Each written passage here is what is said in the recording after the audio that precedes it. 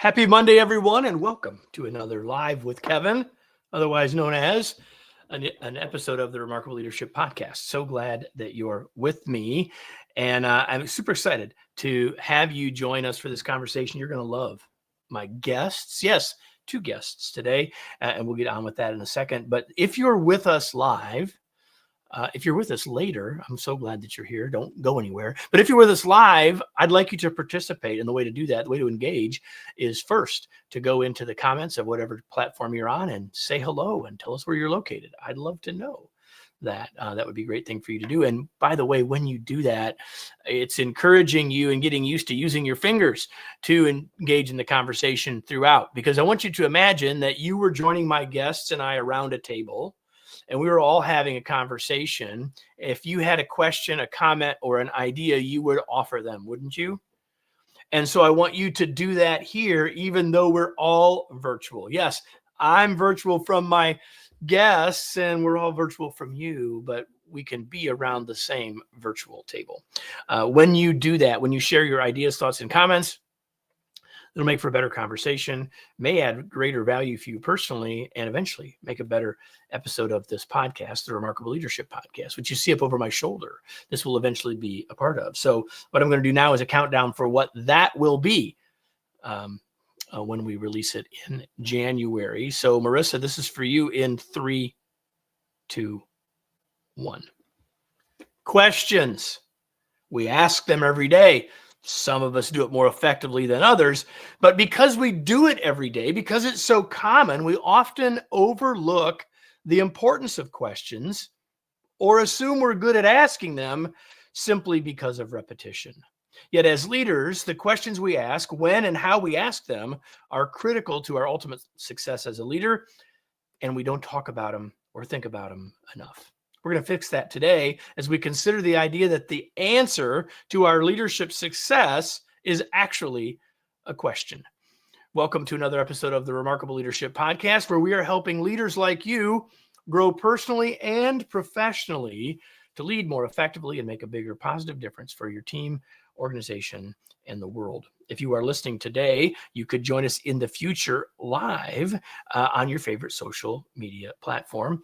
You can find out how to do that, when to do that, and where to do that by joining either our Facebook or LinkedIn groups, two of the platforms which we live stream on.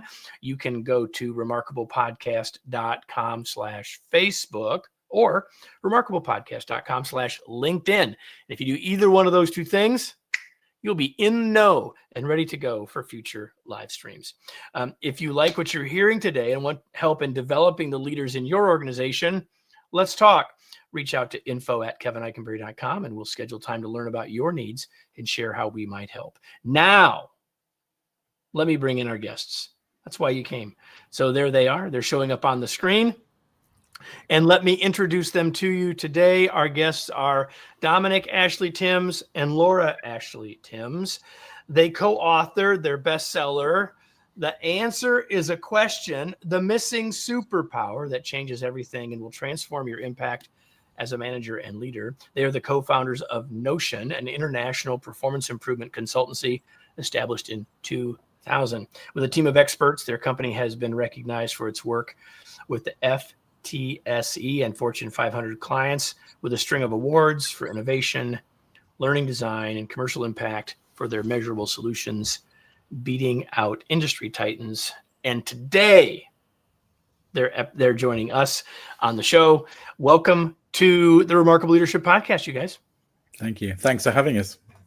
Yeah, delighted to be here, Kevin. It's my pleasure. So always an extra bonus when the guests have on clothes that match the color of their book. Just saying, I wanted you to know that I noticed it. So I know it was on purpose. So let's start with this. Dominic, what's the big idea of the book? The big idea, it really stems from the fact that we have L&D departments around the world, each reinventing their own wheel when it comes to their version of a manager. And in all the work we've done, what we've found is really isn't a universal idea of what effective management looks like, and there isn't a shared model. I think all of us have a sense of what we're supposed to be doing as a manager, but we're not guided by an overriding or an overarching philosophy of what it means to really engage with people. And so that really is the basis of our work. And having worked with managers and leaders all around the world, we've been able to define a core set of behaviors which really do change the way that managers can effectively engage with their team. So that's really the central principle of our work. We're going to talk about those behaviors in a little bit. Laura, why you guys? Like, it's one thing to say, here's the book, here's the big idea of the book, but why is it you two that should have written it? And it gives you a chance to maybe talk a little bit about what's underneath it, because I think it's a really important story. Well, I think we've wanted to put some of our ideas. We've been around, as you mentioned, since 2000. So it's 25, 26 years nearly that we've been running this business. And that's kind of a lot of information and stuff's gone on. And we've learned so much over those years. But it was really a pivotal moment that we realized that a lot of what was going on in the space that we worked wasn't really having any measurable impact. And it then became our mission to really change that. And we talked about putting this book together for years. And obviously business takes over, life takes over, 3 kids takes over. And you just never create the space to do something like this. And it was really only when we did a massive academic study on behalf of the UK government with the London School of Economics. And at the end of this big project, we kind of were told, you've actually now got to share this. You have a due diligence to the world and to society to actually share it. And we'd crafted, a decade of IP and everything. And we were very precious and protective of that. And we kind of had to take that big leap of faith and just put it out there. And we crafted this book to add really as much value as physically possible, to share information and philosophy and content to really help every individual leader and manager in the world enhance their capability of driving phenomenal engagement, fantastic teams, high performing teams, but also actually to have a better life for themselves in enjoying every day at work. And we call that epic workplace cultures. And for us, that's really what's behind this book, is our passion to drive better workplaces everywhere.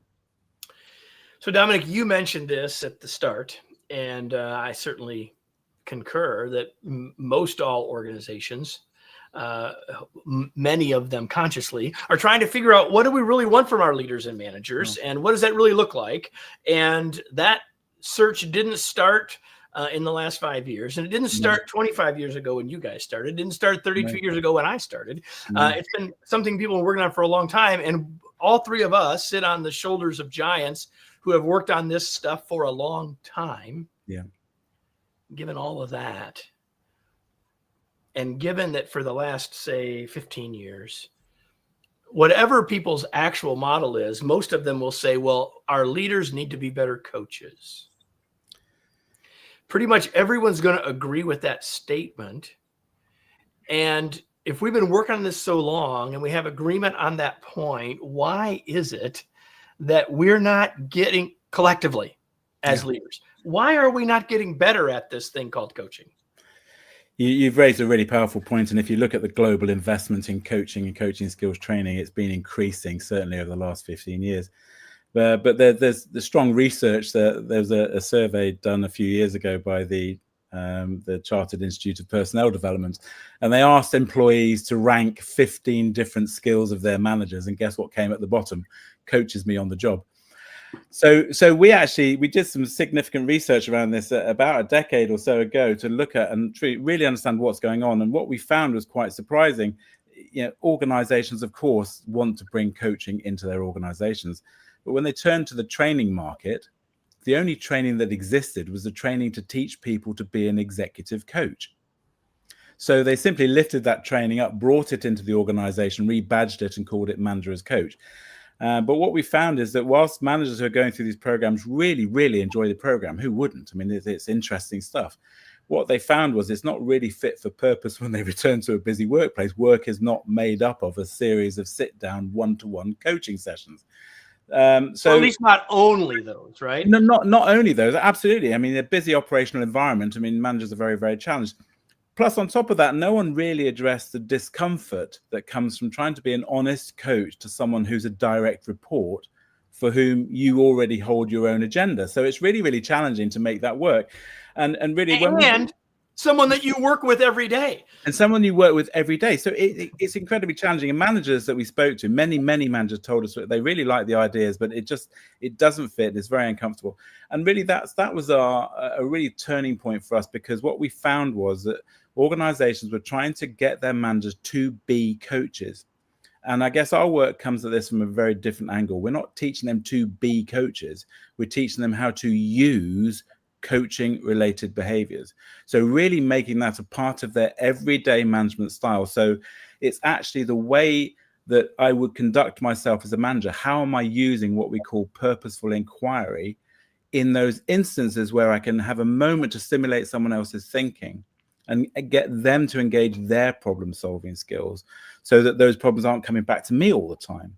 And this is a default trap that we all fall into as managers. We end up taking on work ourselves, which is why there's reports now, certainly in the US, of 50% of all managers and executives report feeling burnt out. And it's no surprise why. I mean, business is accelerating at a huge pace, but all of that ends up being on the shoulders of the managers. We've got to find a different way of engaging the skills and the resources of our teams. And that is the focus of our work, which we call operational coaching. So we could have a long conversation, the three of us, I'm confident, about all of that. And we could even have a conversation about how we bring in people into leadership roles. And there's a bunch of reasons why some of these coaching behaviors that we're going to talk about here are hard for us as leaders. It's because we were so good at the work, and we got promoted because we were good at the work, right? That's sort of underneath it. And that's what I love, Laura. It's one of the things I love about your model. We're going to talk about the STAR model. I'm going to let you talk about that in a sec. But because maybe the hardest part of the STAR model is the first step. Because we're conditioned to not be ready to do the first step. So I'm not going to say anymore. I'm going to turn it over. Laura, let you tell us just, I really want to unpack this model a little bit. And there's so many things we could do that are in the book, and I know that we could have a really interesting conversation with. I really want to unpack the model and then really dive into the A of the model. That's sort of where I want us to head. But talking about the STAR model briefly, Laura, to help us get context about how to start to solve the problem that Dominic described for us. Absolutely. So when we were looking into this really in depth, we identified that pretty much all the models out there were looking at everything from the from the angle of the coachee, the other person. We realized that we needed to design a model that was 100% for the leader and manager themselves to help them make that shift you just said, to actually move from tell to instead learn to ask, because we are most of us accidental managers, right? 82% of us have got promoted because we were really, really good at what we did. And then this people thing just gets bolted onto our new job, our new promotion. And it's not that we don't want to do it, it's just not what we were good at when we got promoted. So we recognized that to address this agenda issue about who's holding the agenda, we needed a model that was going to really be for the manager and on their side. And so we divided the model into two. So the STAR model stands for stop, think, ask, and get a result. But just to break that into the first half, stop and think, is all about me changing my behavior as a manager. Because if I don't do that, nothing else will change. And you're absolutely right, Kevin. That first step, which is stop and change state, is building that habitual response. When someone comes to you with a problem and they come to you to ask for help, your gut and what you want to do is help them. And because we're all good at what we do, and we got promoted because we were good at that, just telling someone what to do and the answer, the tell, seems to be the quickest thing to do. But if you can just break that habit and learn in that split second to bite your tongue and stop and actually think for that split second, T is for think, and ask a question instead, A is for ask and actually listen. If you can just break that habit with the S and T, then in that moment, you're now giving the other person an opportunity to build confidence and come up with their own ideas. And actually, within a very short space of time, days, weeks, people start coming to you with solutions and not problems. And before you know it, you go from being overwhelmed and stressed, as Dominic said, to actually getting up to 20% of your time back.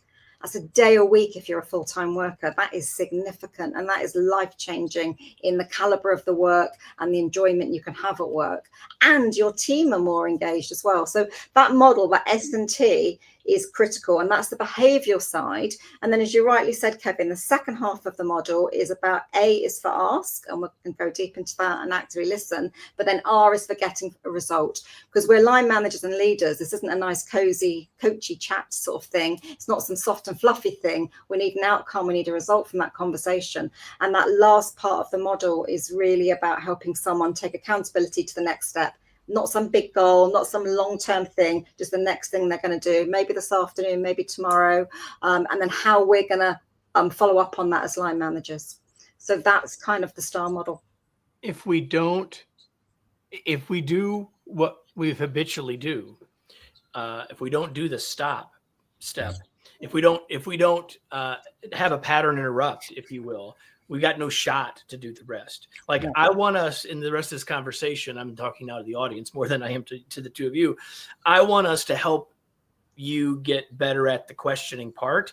But if we don't get the S and the T right, we never get to the questioning part. And because we're living in still the technical expert, I'm going to do the telling. And I love actually, Laura, what you said is that it's because we really want to be helpful. So I want for all of you, if you're sort of feeling guilty at this moment, to grant yourself some grace, because what you've done normally is trying to do what you think is most helpful. It's just that it isn't necessarily most helpful, right? Before we're done. So let's talk, but before we get to ask though, I want to say a little bit more about T, because Dominic, when you guys talk about the think step, you encourage us to ask an internal question, which is, okay, is this a teachable moment or not? Because like, not every time should we go all the way through this. Sometimes like, okay, what do I need to do here? Or what do I don't need to do? And I really want you to do is talk about the coachable moment for a second. Sure. Help us understand that idea, because it's critical for us to get better at this operationally. Yeah, you're quite right. And I think in the hurly-burly of work, we're rushing from one thing to another thing. We're being pulled from pillar to post. People want our attention. They want us to help solve problems. Having put in place that pattern interrupt where I actually stop, someone comes to me for help. If I can learn to bite my tongue, and we show people how to do this in our programs, how to put in those triggers to be able to stop just for long enough to think about. And this is really about coming into the moment, to think about, what does this person in front of me need from me right now? And that's quite a profound question, because in our willingness to help, in all our research, what we find is that in that moment of helping someone, what we've actually done is we've robbed them of an opportunity for them to show the thinking they could have done in that moment. And we send them away with a flea in their ear to do our bidding. So something really has been lost. And what we're actually doing is we're marginalizing the people who work for us, because if we're always feeding them the instructions and what we want them to go away and do, they're never really getting a chance to shine. They're never showing the thinking they could do. Plus, on top of that, if we're really honest with ourselves, we're simply recycling our old knowledge. The minute you instruct someone or tell them what to do, you've denied any opportunity in that moment where a new idea could have come up, or they could have shown us a new insight, or we could have gone, oh, that's really interesting, let's work on that together. So that T moment is exactly that. It's a little metric that each of us will have to derive for ourselves. It really runs us through a really quick sort of check. Is this a coachable moment right now? Is this person really under stress or duress? Is this a good time, or could they entertain a question? And what do they need from me? If they probably don't need me to give them the answer. If we really tune into that moment, we might find that actually they just need a bit of a confidence boost, or they've sort of got an idea of what they should be doing, but they want to de-risk that slightly. And maybe they just want to have a knock around an idea and actually have someone help them better formulate an action that they can take. So that moment, and it often is just a moment, we tune into what is this person really, where are they at right now, and that really helps us then think about a question we can ask that's going to be most helpful to them for where they're at right now, to help their thinking. And we have to be present to do that. Here's the paradox of all this. And what I love about this conversation is it's that pattern interrupt, that intentionally moving past our automatic response, right? That we have to do. And you guys have done a fabulous job, both in the book and in this conversation, of helping us see how before we can go the rest of the way. But the paradox that I have long found about these moments is that every leader will say, well, I want my team to grow. I want them to be thinking. I want them to, to bring new ideas. And yet in these moments, when we go on our automatic response of telling, we're teaching them that's not what we want. Even if deep down, that is exactly what we want, is to get their ideas. So let's talk about the asking part. And Laura, as you introduced it earlier, you kept saying, as you do in the book, ask and actively listen. But really what I want, and there's a tremendous amount of stuff in the book about questions, and we don't have time to unpack it all. First of all, because everyone needs to get a copy of The Answer is a Question. We'll tell you how to do that before we're done, if you're not already, Googling it or Amazoning it for yourself. But I want, you talk about 3 types of questions: clarify, compare, and explore. Can you just give us, Laura, a little bit about how we can use these types of questions to be more intentional and effective with our questioning? Absolutely. So there's a couple of concepts and models that we have in the book to really help people think about how to ask more powerful questions. But often when we're looking at questions, we are asking questions historically because we want to data collect so that we can get the facts, so we can actually help you come to a better solution. What we're saying is you don't want to do any of that when you're looking at questions. What you want to do instead is come to this: what question can I ask that's going to help the other person have better ideas? So first of all, you've got to clear your mind of what we even mean by asking questions and what's the purpose of the question. And then within that, we break it into kind of different layers. So think of an onion, that you're peeling an onion. So there's different types of questions, as you mentioned. There's different timescales you might ask questions. And there's also different ways you want the brain to behave when you're asking a question, because you might, want to create other elements. And within all of that, we realized there were no real models and no real research out there actually of anything around the taxonomy of how you can ask these sorts of questions. So one of the things that Dominic spent a huge amount of work, and I will give him the credit for this because he's the one that managed to put this together. He created a whole model around the art of asking questions called Question, that we do deep dive quite a lot. And not going to try and unpick that in the short time we have together. But the idea is there's different ways you can approach. There we go. Thank you so much, Kevin. So there's different kind of layers and different ways that you can ask, and then you can put these together and have a bit of fun with it and have a bit of a play with it. So if I was to give you just some examples of what that means when you kind of put this onion together, we've got, in the program we have like packs of cards and stuff, as well as the book and things like that, to help embed this behavioral shift that you were talking about.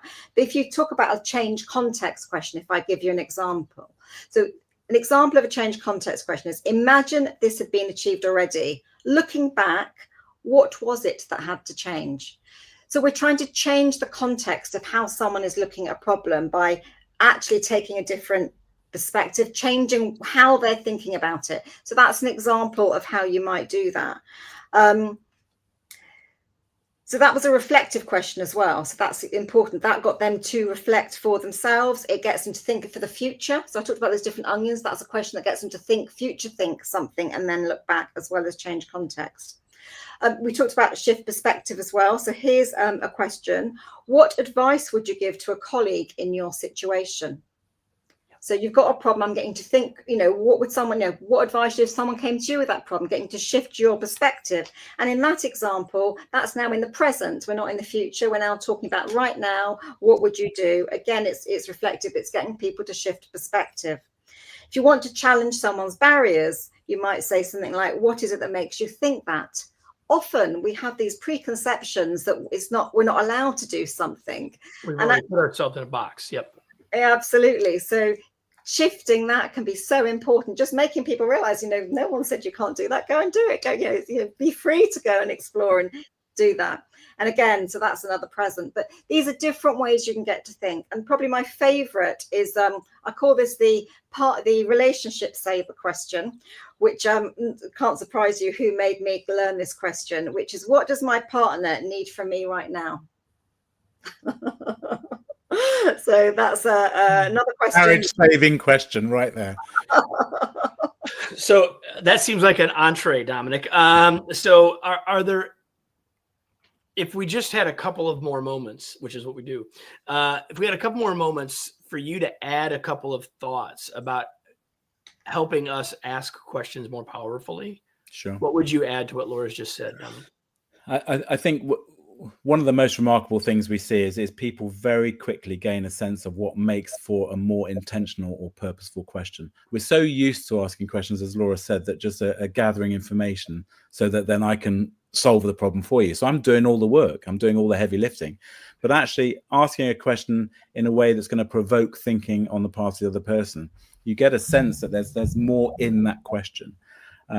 So I think what the question model has really done is really help people gain that sense of what makes for more powerful and intentional questions. And it's something that we know that managers become fairly adept at fairly quickly. And as they become better practitioners of using this operational coaching style, those questions come to them more naturally. They're getting better used to using more incisive questions. I mean, I had someone compare it to an artist recently. A good artist will favor a particular palette, particular brushes, and know how to apply them to have a particular effect on the canvas.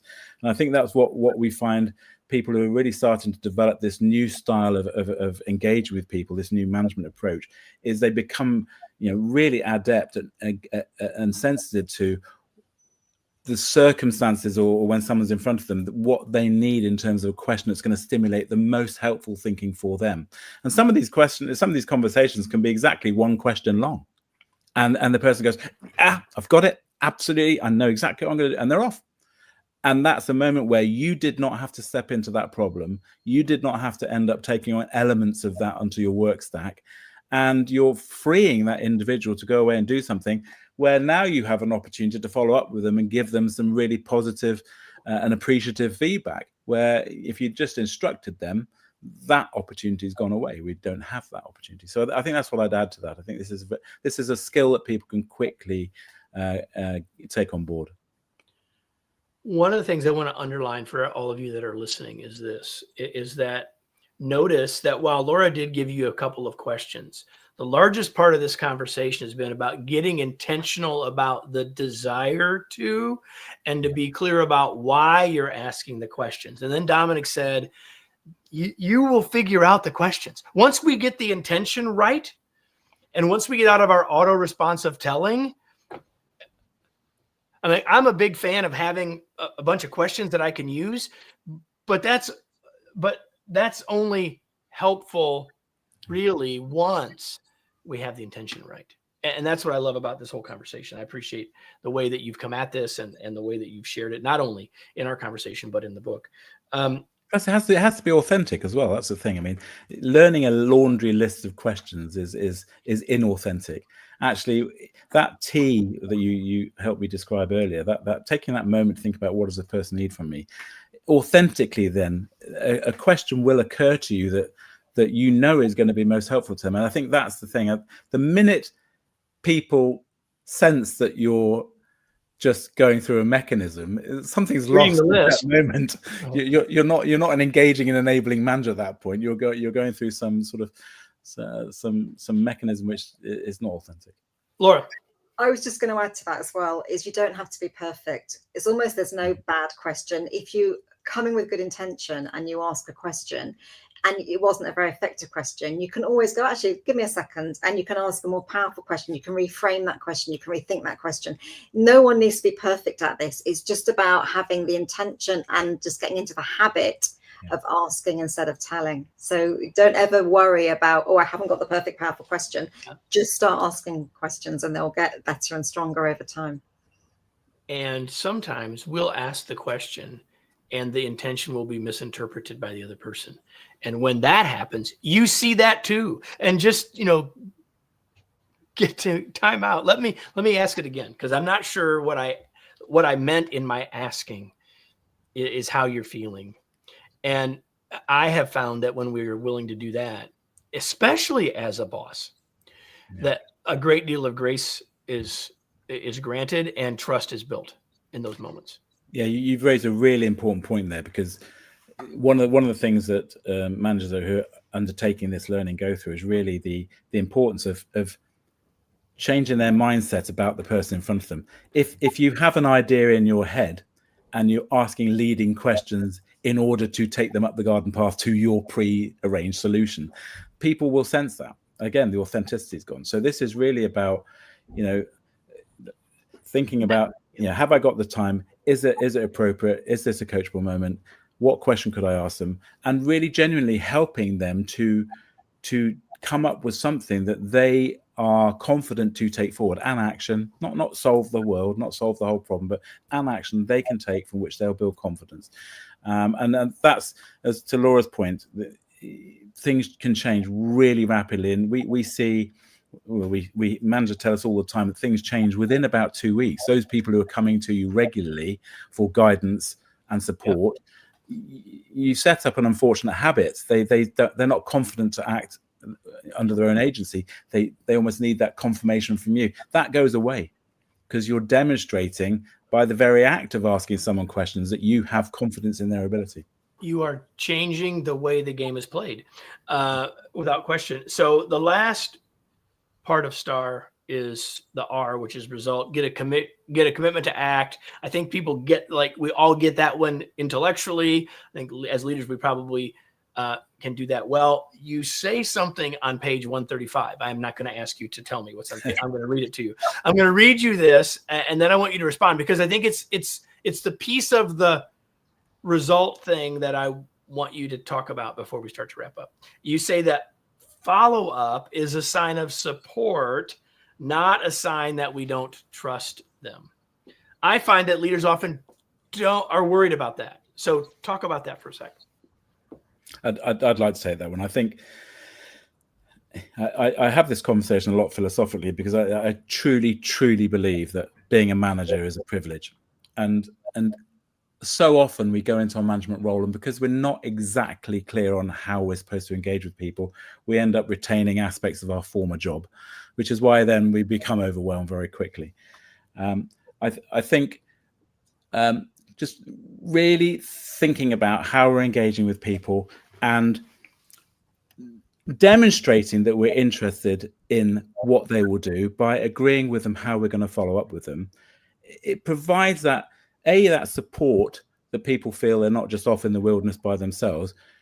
You are saying to them, I'm actually interested in how you're going to be able to do this. And actually, when we agree how we're going to follow up, being able to give them some appropriate, appreciative feedback is very welcome, or even some helpful, constructive feedback.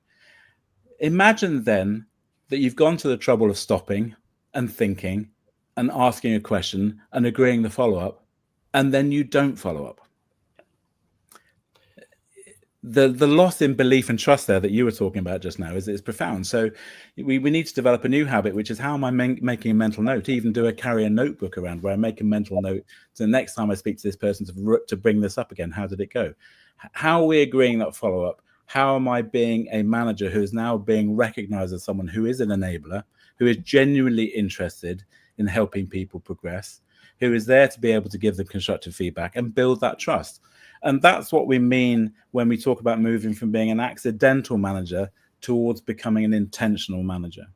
And it's learning these skills which just really shifts our to-do list away from the busy stuff at the top where the people's at the bottom, and actually bringing the people part of it to the top. Because then hopefully the busy part will get less, because we're enabling our team to be able to take on more from us, and we're helping them to advance as well. 100%. So we need to wrap up. I've got a couple of questions I'd like to ask, and I'm going to ask them now. And they're different than everything we've talked about so far. And this is it. Like, what do you guys do for fun? That's a great question. We have an astonishing whiskey collection. So the next episode of the Remarkable Leadership Podcast is Dominic and Laura in the whiskey collection, and me asking additional questions. I'm just teasing. You want to add anything to that, Laura? Well, to be fair, it is part of, we do love it. It is true. We really like the arts, actually. So we're big theatre goers. We have seen some amazing stuff over the years. And yeah, wherever we are in the world, whether we're stateside or over in the UK. We live near Stratford-upon-Avon in the UK, which is where Shakespeare's from. And so we have the RSC on our doorstep and some amazing great theatre, obviously, at the West End in London. And we go to New York, Broadway as well when we get the chance. So we love that as well. We just love creative arts, really. Awesome. The only thing you knew for sure I would ask you is this question: what are you reading these days? And so, Dominic, you first. What are you reading? I picked up this book, and I don't actually know how old it was. I was actually in a shop recently, and I picked this up. It's called The Focus Fix. And what appeals to me about the book is it really entertains the idea of finding space to daydream. And I picked it up because I've noticed over the years I have less and less time to daydream.